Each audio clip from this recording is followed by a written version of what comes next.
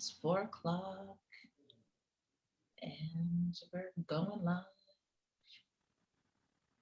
in just a momento. All right.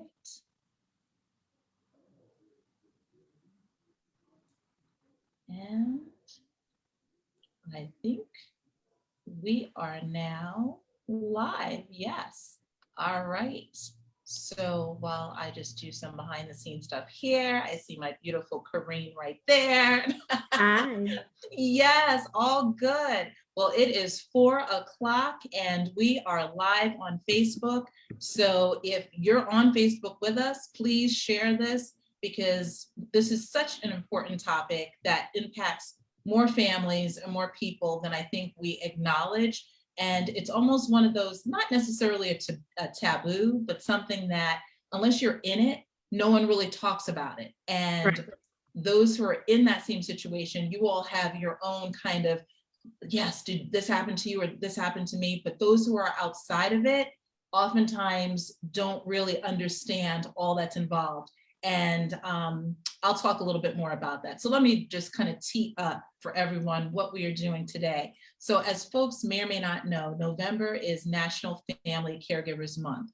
And it's sad, just like with so many other holidays, that we only relegate it to a month, but we know that caregiving is a year-round, 365, 24/7 task for a lot of individuals. So it deserves more than just a month. That said, it's good that we have a month that we can actually highlight and shine a light on all the things that caregivers have to do or choose to do for the benefit of their loved ones. So I am super excited to have my guest, Miss Kareen Denis Solis, on. And we have been friends for too long. I can't even try to calculate what that time period 20 plus years. All right, well, boom, there it is.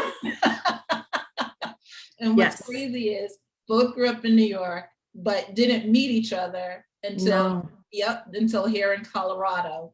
But Yes. because we have so many similarities and we're kindred spirits. So I'm excited to have you on to share your story. Thank you. Yeah. And just to start it off, before I even ask you anything about your situation, talk to us a little bit about who you are as an individual. Well, thanks for inviting me and having me on, Michelle.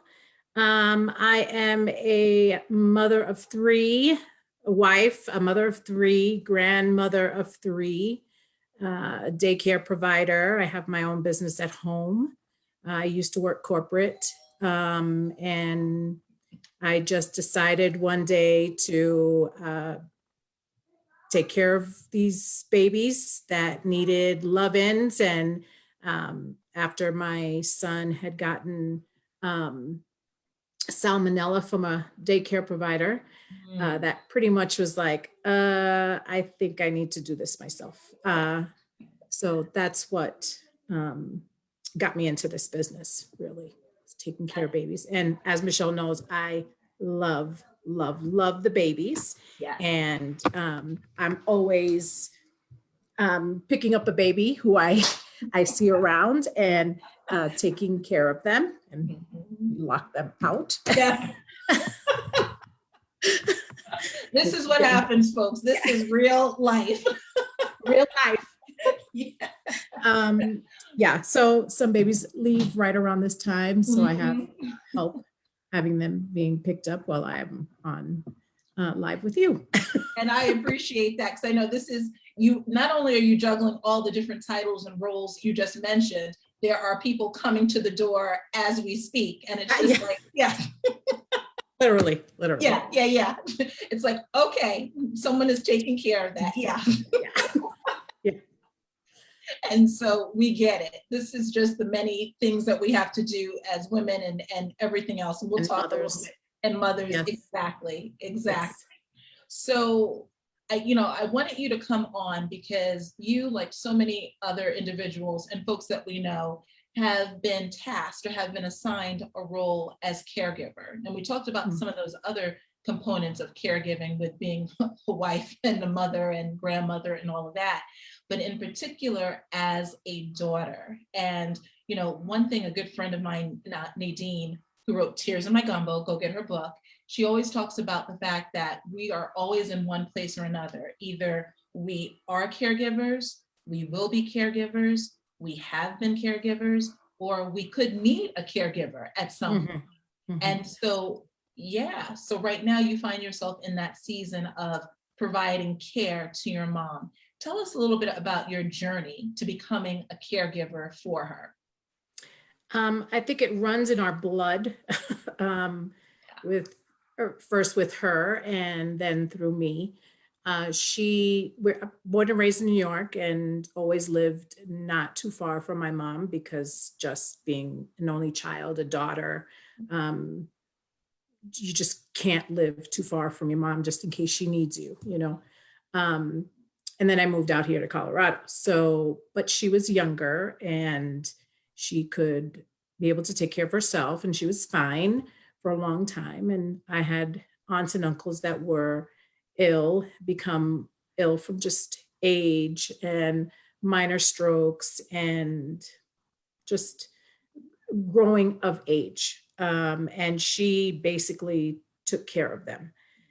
So when they passed, my mother, had nothing to pretty much do, as far as who do I take care of now, because she was so used to doing that.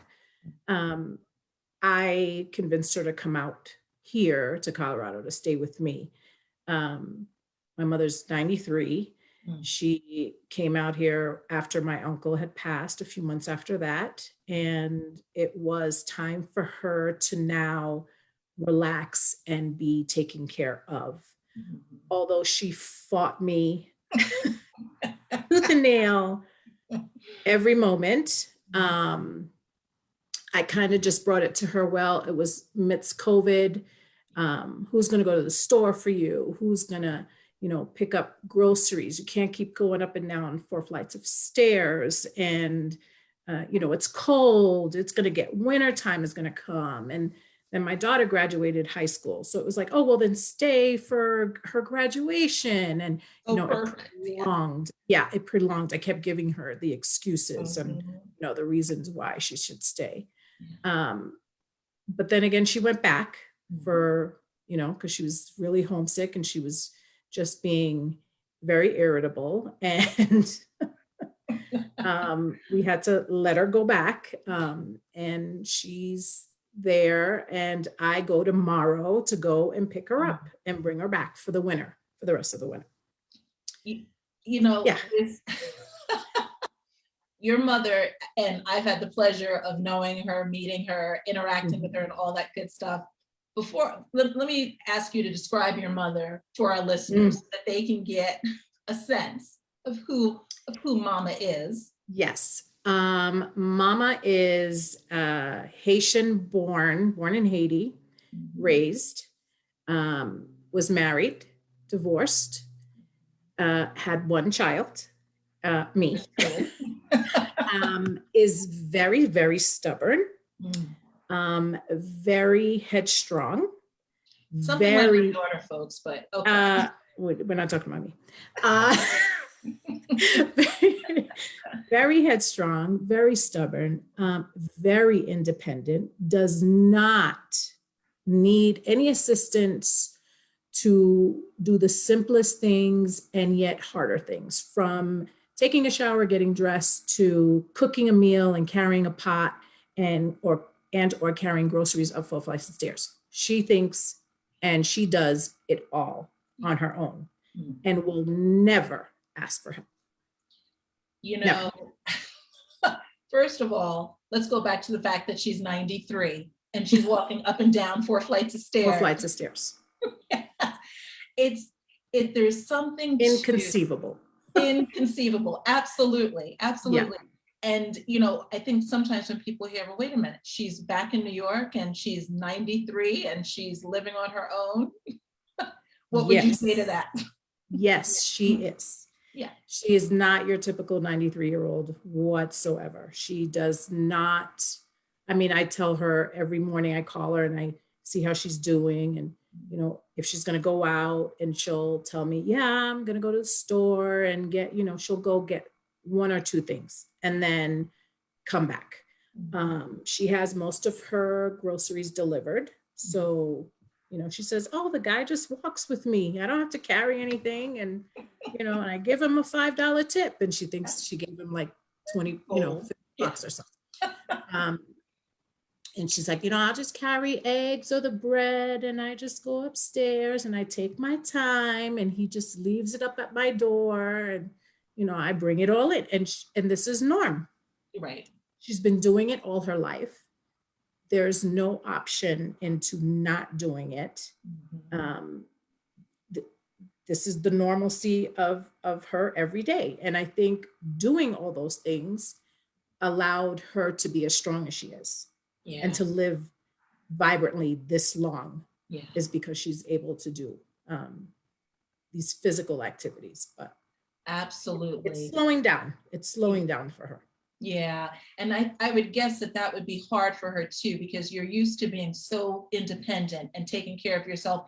And even more importantly with her, taking care of others. Like she was the caregiver at 90 something years old to your uncle. And was he younger than she was? Yes, he was the baby. Yeah. He was the baby. 9 years her younger.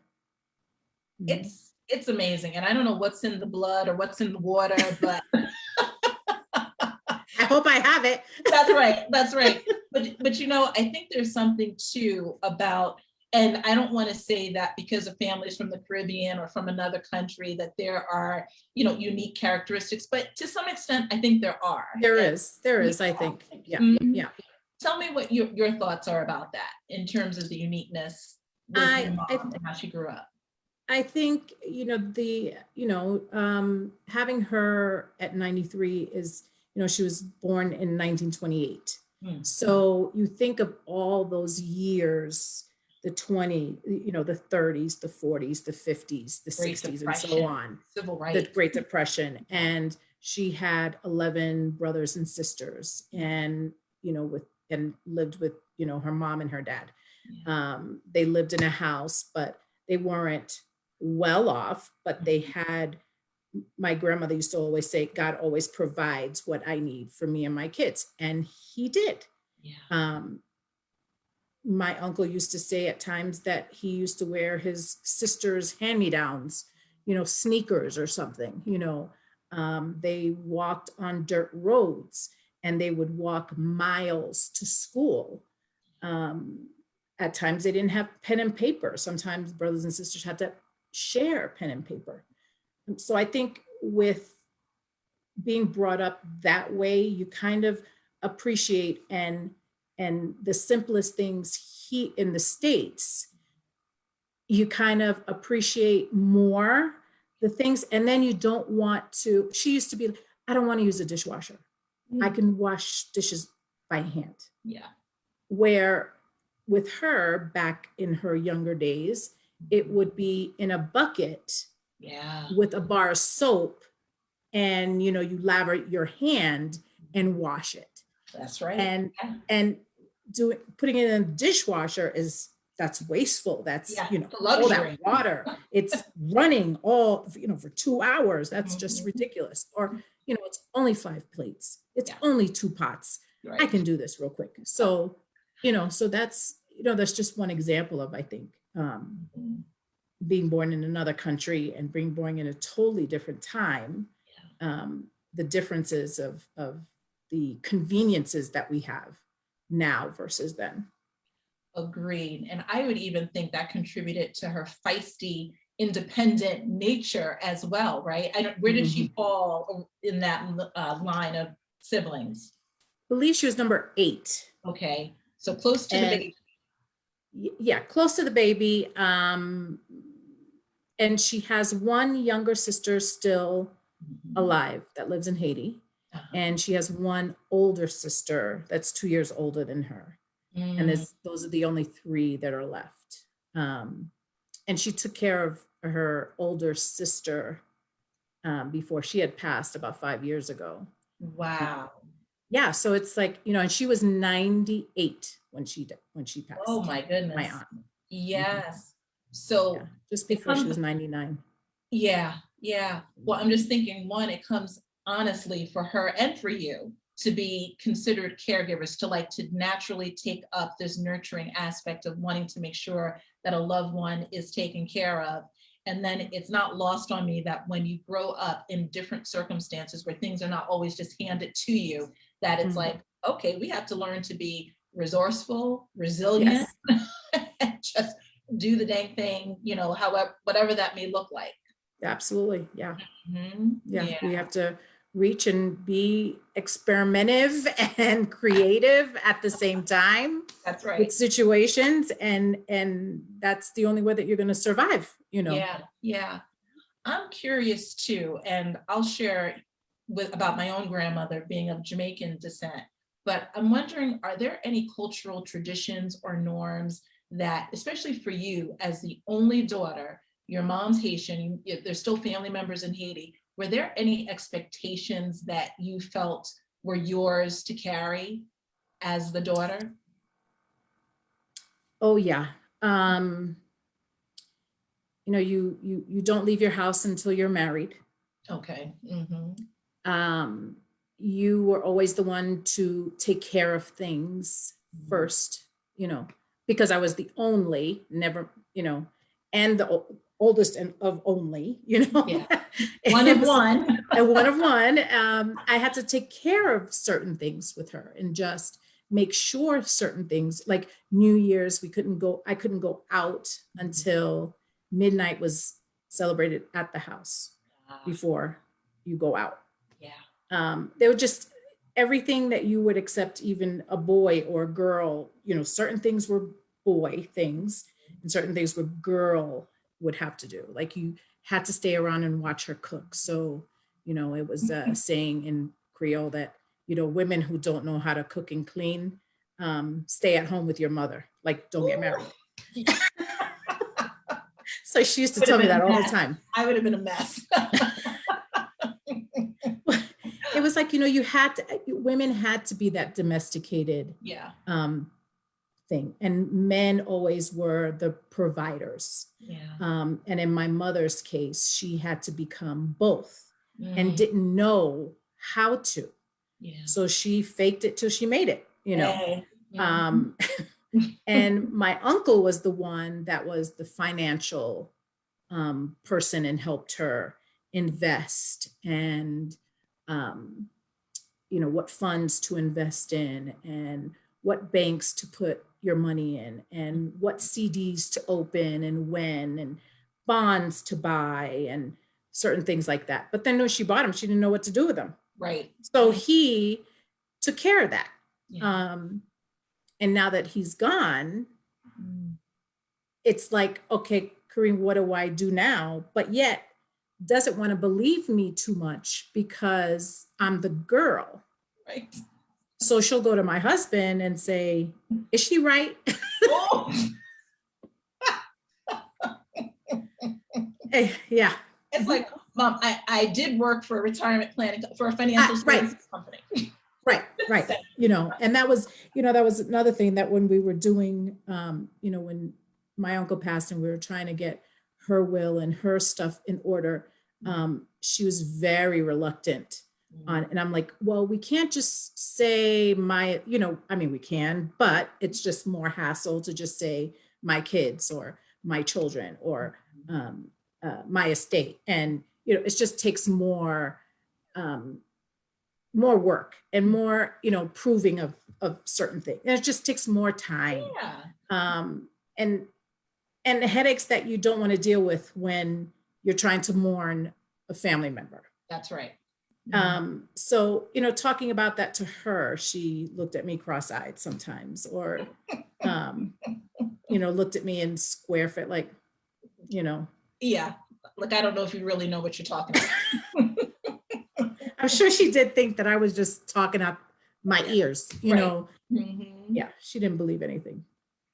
How is that? Because I know it's frustrating when you're saying something to like your child as an example, and it's like, you've said this about 10 times, 10 different ways, and then some other random person comes and says the same exact thing, and it's just like Eureka, all of a sudden the lights, the angels are singing, and they're like, oh, I didn't know that. I just said that.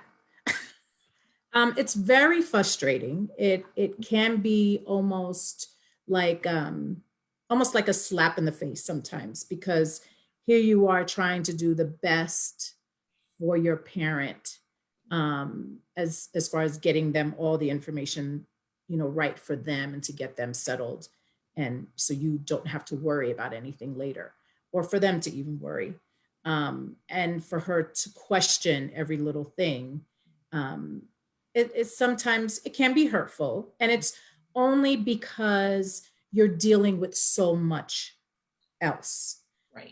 It's not just the financial aspects, it's the taking care of them. It's the, like if she seasons meat with her hands and then wants to touch the refrigerator or the stove, or and I'm running behind her with a Clorox wipe trying to clean out behind her, because I'm like, I don't want to get sick. What is going on? And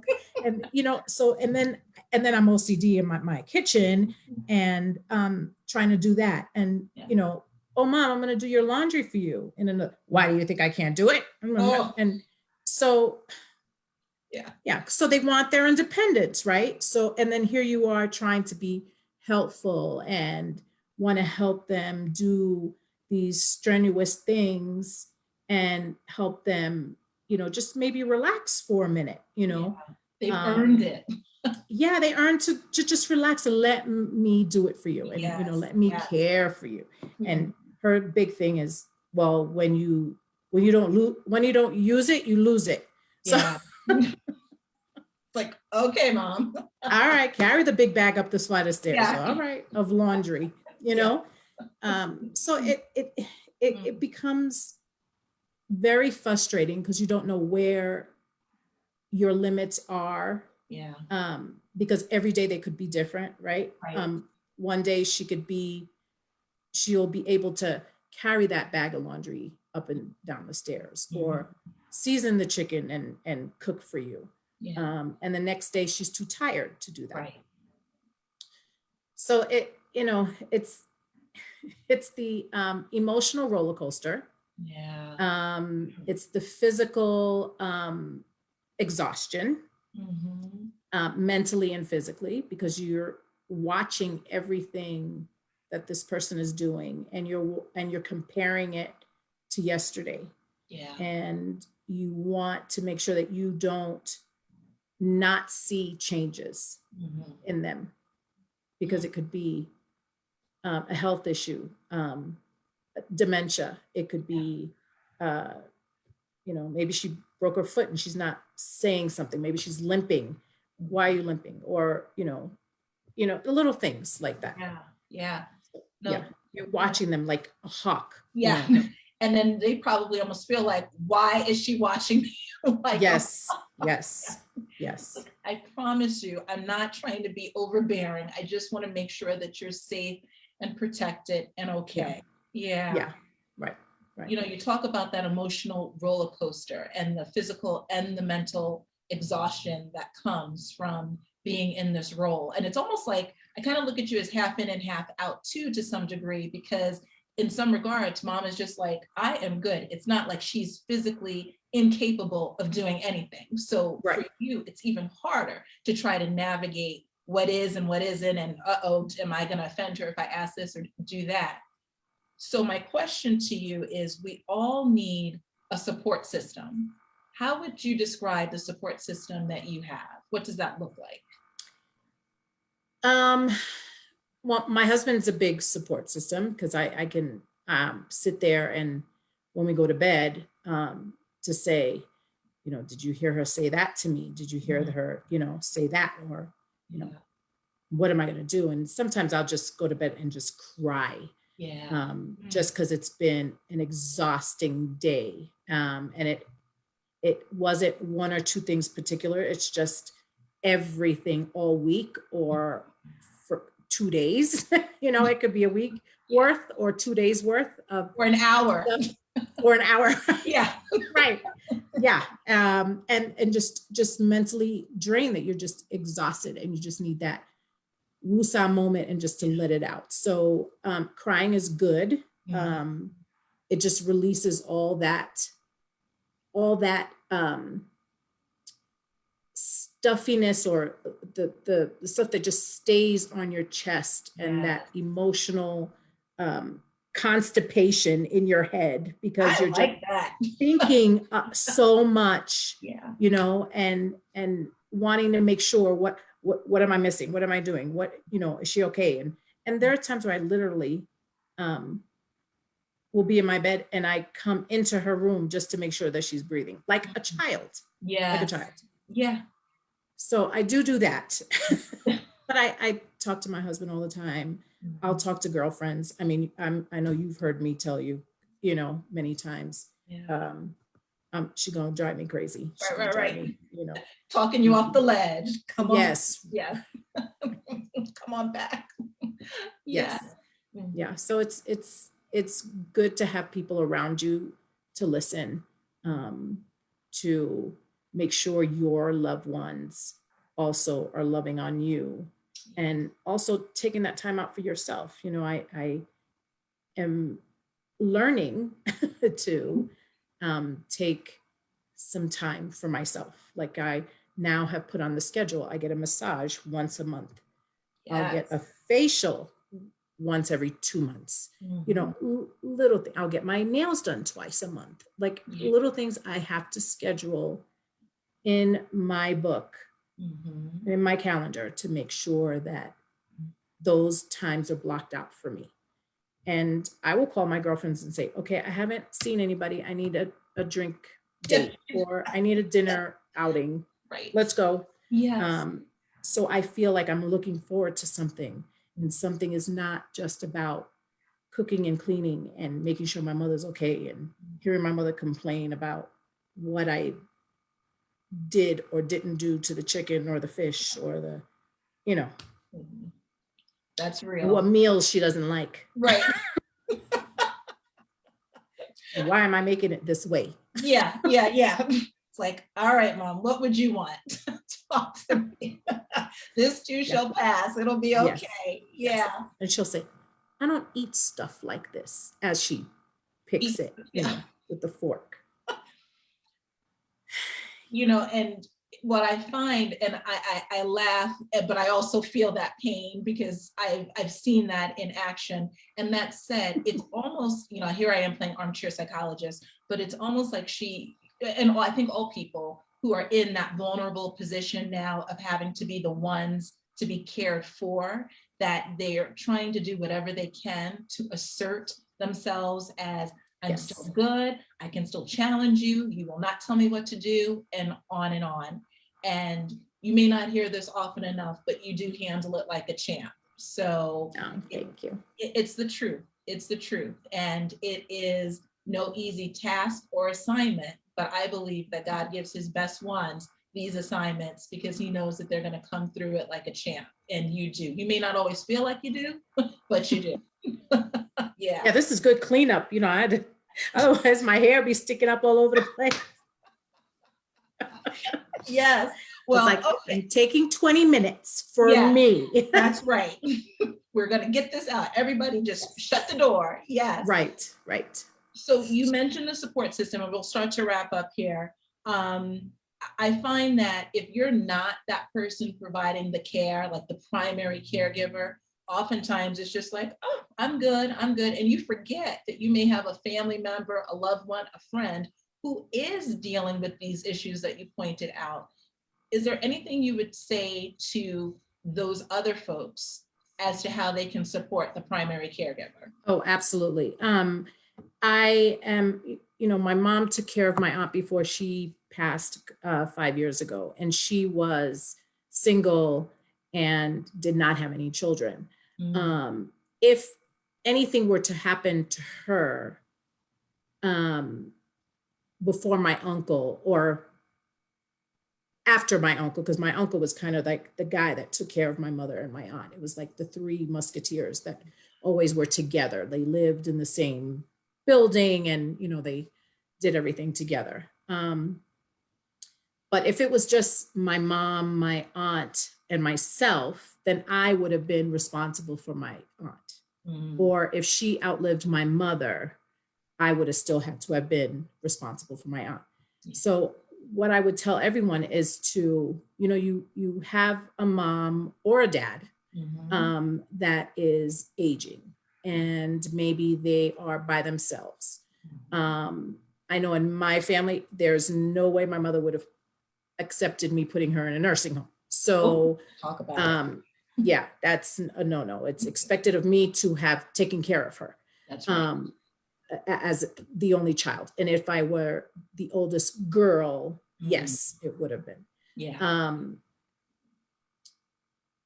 So I would say, talk to that aunt or uncle, talk to your parents and see, what happens if, say you sprained your ankle, mom, and I have to come over and stay with you. But if I have to pay your bills, I can't because I'm not authorized.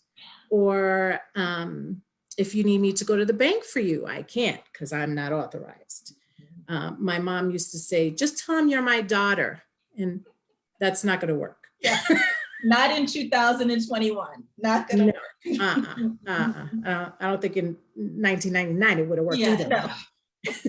But she would always say, oh, the lady at the bank knows me. Just tell her you're my daughter. And I'm, Mom, that's not going to happen. We have to have everything on paper, and it has to be written down, and it has to be, and documented so they know. And if that lady's not there anymore, if somebody takes her place, Mom, who's going to know? And you have to talk like baby talk.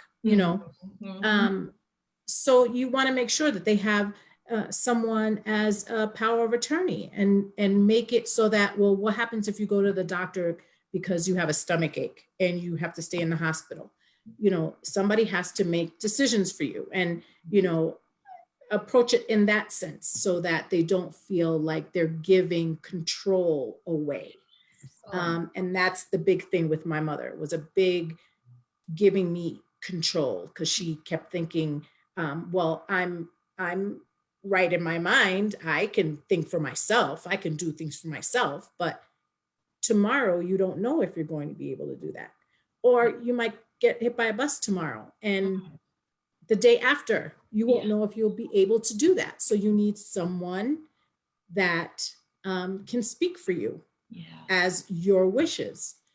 And even aunts and uncles, they have no one. So we tend to always think for our parents, right, but not remember the aunts and uncles that are also in the house, or in the neighborhood, or in state, or even out of state, that you might be close to. Because I'm sure aunts and uncles, are close to their nieces and nephews. And, there are always going to be one or two nieces or nephews that they're closer to, that they could relinquish some responsibilities just in case. Just in case. But the first step was to do that power of attorney. That was like a relief for me when that was finally done. And now that is done and settled, now we work on, okay, Mom, what about the will and your funeral? And I know no one likes talking about those things.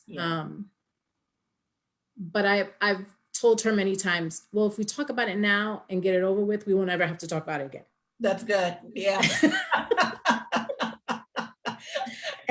Whatever it takes. Yes. And she's hilarious, because, I've said that many times, because she doesn't want to finish the conversation.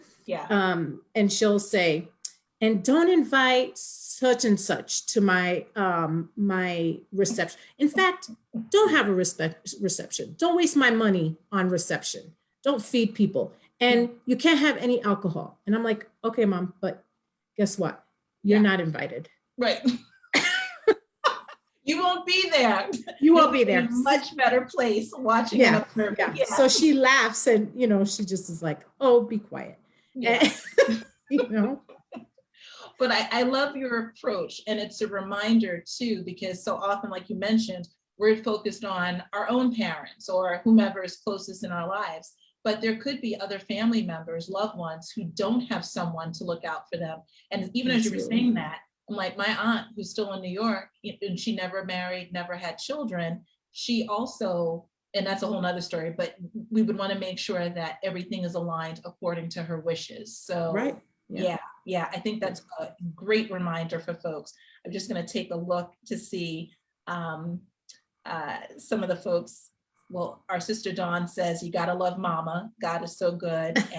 And we love you and have your back, sis. So you know that Absolutely. you have Yes. the village of villages to make sure that you're always so good about reminding us of the other caregivers in our circle and beyond. So I just said, I know it's very, very difficult, even with moms that are, in their 60s and 70s that are vibrant, that are still independent, still doing their own thing, but just keep watching, and watching them and making little notes in your head about little changes and, maybe going to visit them and say, hey, I'm going to take you to the doctor just, for just your checkup, your checkup. Yeah. And, or making sure that they go. Right. If they're able to go by themselves, let them go, but make sure they go to the doctor by themselves and and remind them that they need physicals every year and they still need to check on certain things all the time because they tend to neglect themselves and think, oh, I've had a hysterectomy a long time ago. I don't need to go to the doctor anymore. Yeah. Or stuff like that. But they need constant reminders of what they need to keep up with because time goes on and they forget. Yeah. And it just keeps going on and we're not around constantly to remind them. So we need to step up and like same things we would tell our teenage kids that are going to college. Did you get your physical this year? Because you didn't, we got to do it to our mamas. Yes. And our dads. Reversal. Yeah. Yes. We got to do it to our parents. Yeah. Yeah. And making sure that they are taking care of themselves until we need to step in. And I will add that not only taking care of them and making sure that we're advocating for them, but also that we bring it back around to the caregivers and making sure that we're taking care of those who are providing care. Because what you're doing is providing a much needed, valuable, I can't even call it service, act of love, because like you said, what other way could you do it? And your sister Kimmy says, you most definitely are a champ, a beautiful one at that. Stay encouraged as you encourage to care for those who once cared for you. So Amen. I love it. I love it. Yes. Well, this is amazing. My girls are my rocks. Yes. We've got you. They are. We have to have each other. And for everyone out there, make sure that you get a rock and just know that you're never in this alone. There are so many communities of caregivers who want to just wrap their arms around and say, what can we do? How can we support you? We've been down this road. We want to make sure that we support you as you go on your own caregiving journey. And at any given point, any of us may need care ourselves. So we have to be aware of that. I love this. Thank you for reminding folks, the book Family Strong, one of the gifts is the gift of preparation. And I believe this falls squarely within that gift because it's all about not only preparing yourself as a caregiver, but making sure that you're preparing your loved ones so that they have their affairs, their ducks in order, and we're not scrambling, to make sure that things are the way they're supposed to be. Yes. And we are allowed to, once all those things are taken care of and put aside, you can actually enjoy your parent. Their last years with you, you can enjoy them and not have any type of worrying about what's going to happen. And making sure that that's all taken care of, that, you can love on them harder and stronger and not have those things in the back of your head, not wondering what do I do now? What's going to happen next? And like you said, now that we've taken care of this, Mom, I won't talk about it with you. We won't talk about it anymore. Yeah. No more. We're done. Yeah. It's a wrap. It's good. It's a wrap. Let's go to the park now. Let's go for a walk. Yes. Well, let's make some of that chicken without the salmon. Yeah. Okay. That's right. Don't touch nothing. Yeah. Don't touch anything. Absolutely. Thank you so much, my love, for coming on. Thank you for having me. This was wonderful. Good. And you know what I love most, I love so many things about you, but your vulnerability And I know that that is always the piece that allows others to say, I can be vulnerable about this as well. So thank you for sharing. Everyone's journey is different, but I'm so glad that you were able to come on and speak of your own. So thank you, Yes. my love. Yes, Yeah, anytime. Thank you good. so Yeah, much for having me on. absolutely. And our next show, sometime in December, I will have, well, I'm going to say I will have a surprise guest, but she doesn't know she's a guest yet, and that would be my mother. Oh, So surprise, Mom, if you're watching this. you're on next. Yeah. To talk about holidays and holiday traditions and all of that good stuff. And, Wonderful. you know, one other point, Kareen, and then I'll wrap this up. You know, as we approach the holidays, and you mentioned, you know, kind of keeping an eye on your parents, your loved ones, to see, okay, are they walking okay? Are they going to the doctor? This is a good time to actually to check in with them to see if Yes. everything is the way it's supposed to be. So thank you for that reminder. Yes. Yes. Yeah. And even for those aunts and uncles or whoever that's, you know, by themselves, have them over. They've been That's stuck right. in the homes for quite some time by themselves. We want to make sure that they're being taken care of and that they have everything they need physically and emotionally, because they don't have a child to check on them, Mhm. which we would. Yeah. Amen. We all have to reach out. We are that village. It's not just Yes. catchy Yes. phrase, you know? Right. Yeah. Yes. Yeah. We have to be about it now. That's right. Mhm. All right. Well, until the next Okay. time, thank you, my dear. Yes, ma'am. All right. I'm going to